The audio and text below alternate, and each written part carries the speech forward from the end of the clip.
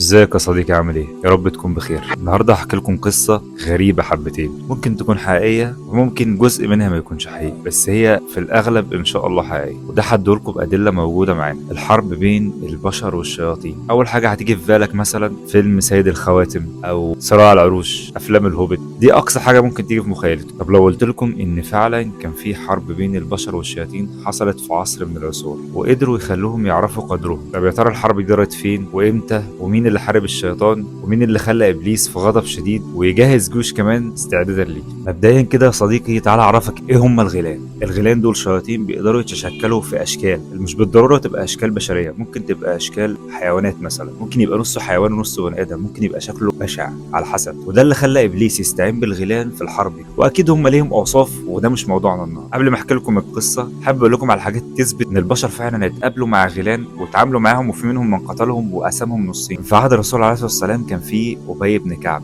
كان حاطط طبق فيه بلح او تمر، كل ما يجي يعدي على الطبق يلاقيه ناقص واحده، كل ما يجي يعدي على الطبق يلاقيه ناقص واحده. ده اللي خلاه استغرب، يا ترى التمر بيروح فين؟ قاعد جنب الطبق، فجاه لقى شاب داخل عليه، شاب محتلم يعني شاب بالغ. أبي بن كعب قال له انت مين؟ قال له انا من الجن. سأله وايه اللي خلاك تاكل من التمر بتاعي؟ فقال له اخد من بعض الزكاه اللي انت بتطلعها يعني. أبي بن كعب ما كانش مصدقه، كان مفكره بشر عادي، فقال له ممكن اشوف ايديك؟ لما طلع له ايديه ومسكها لقاه ايده شبه ايد الكلب مليانه شعر. فهنا أبي بن كعب عرف ان هو مش بشري. ساعتها أبي بن كعب قال له ازاي اتحصن منكم؟ ما انا بقى مش كل شويه هفضل غول طالع لي وداخل لي في البيت كده من غير احم ولا دستور زي ما بيقولوا بالبلدي كده. قال له انت تقرا ايه الكرسي ودي هتحصنك.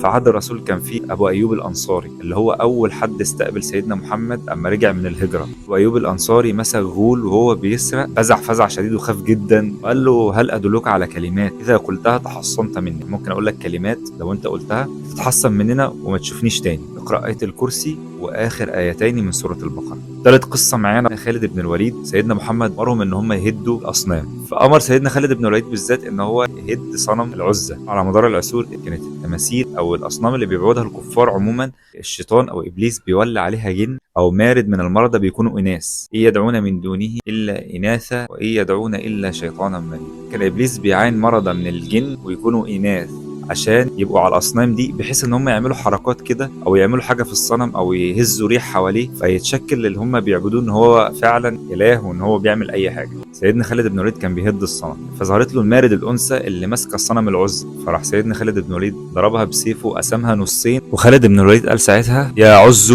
كفرانك لا سبحانك اني رايت الله قد اهانك. مبدئيا كده بعد وفاه سيدنا ادم والسيده حواء كان ليهم ابناء، والابناء دول كان شيث وكان من الصالحين، وربنا نزل عليه 50 صحيفه تبيانا لكل شيء، يعني كل التعليمات وكل الاوامر اللي ربنا عايزها ان هي تتطبق في الارض كان عطيها لسيدنا شيث. وما ننساش ان كان اخو شيث كمان قابيل اللي هو قتل هابيل، وكان من نسله افجر وافظع البشر، بمعنى اصح تفشى فيهم كل حاجه حرام. عندك الغنى، العري، المعازف، الزنا، الخمر. برضه عشان تبقى عارف ابليس ازاي كان بيغوي البشر. ابليس كان بيخش في وسط البشر على هيئه رجل صالح، راجل جميل كده كيوت، بيزكي بيتصدق وبيعمل كل الخير اللي في الدنيا. بعد كده واحده واحده يبتدي الراجل الصالح ده ايه، يعزف موسيقى، يشرب خمره، يزني. فطبعا كان ليه قاعده شعبيه، فالقاعده الشعبيه دي كانت معجبه بيه منبهره بيه. اما تبقى منبهر بحد وبتقتدي بيه هتعمل زيه، وده اللي حصل. وزي ما احنا شفنا ان ابليس قدر ان هو ينشر الفجور وكل حاجه شنيعه في قوم قابيل، كان قصادهم نسل شيث صالحين بتنفذ امر ربنا وبيعبدوا ربنا في الارض. بعد كده شيث مات وخلف من بعديه قينان، بعد كده مات قينان وجا بعديه مهلائيل ابن قينان، وهو ده بطل قصتنا النهارده. مهلائيل قدر ان هو يبني حصون وكان اول من عمر في الارض، وقدر ان هو يوسع بيها دايره البشر، لان ساعتها البشر ما كانوش باعداد كبيره. بعديها ابليس اشتد غضبه، البشر عماله تزيد، وبدل ما كان بيرسل 50 شيطان عشان يوسوس بقى بيرسل 1000. الموضوع بقى اجهاد عليه، ازاي ما البشر هيزيدوا بقى يقعدوا يعبدوا ربنا والصالحين هيزيدوا؟ ما ينفعش معايا الكلام ده. وده اللي خلاه قرر ان هو يكون جيش ويحارب مهلائيل عشان هو يقدر ينشر الفساد مره ثانيه في الارض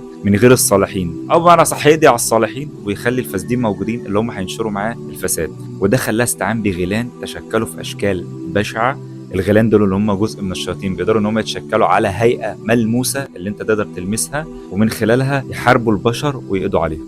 حته ان الغيلان هي اللي تشكلت واستعان بهم ابليس ان هم يحاربوا البشر دي كانت من روايات ابن كثير، هو اللي قال معظم جيوش ابليس كانت من الغيلان. مهلئيل ابن قينان كان عارف ساعتها دماغ ابليس وتدابيره وعارف هو بيفكر في ايه، وقرر ان هو يجهز جيش من البشر فدائيين ان هم رايحين للموت. انت متخيل معايا كده ان انت رايح تحارب، بس مش رايح تحارب بشري زيك، انت رايح تحارب شيطان والمفروض تقتله. فانت متخيل كمية الشجاعة والاقبال اللي جاهز بيها الجيش بتاعه، ان هو اصلا رايح يحارب حاجة خارقة للطبيعة. جيش الجن والشياطين وابليس نفسه هم اللي اتفزعوا من شدة المعركة، وقد ايه البشر قدروا ان هم يتغلبوا عليهم وبدأوا يقتلوهم. وده خلى ابليس ادرك حاجة، ان هو يقدر يوسوس للراجل ومراته، يفرق بين اتنين، يخلي بني ادم يزني، يكذب، يطمع، ايا كان، يقتل. بس ان هو يكون جيش ويحارب البشر دي بالنسبه له بقت من ربع المستحيلات. وفعلا مهلئيل ابن قينان قدر ان هو يطردهم للبحار والجبال واماكن بعيده عن البشر. وفي المعركه دي يقال ان اتقتل كم كبير جدا من الغيلان. مهلئيل ابن قينان حكم الارض 40 سنه، ويقال ان في ال 40 سنه دول كان عصر رخاء وازدهار وعباده لله، وكانت احسن العصور اللي كان حاكمها مهلئيل ابن قينان. بعديها حكم ابنه يارد، وبرضه كان صالح، وبرضه كان في ازدهار، وكانت البشريه في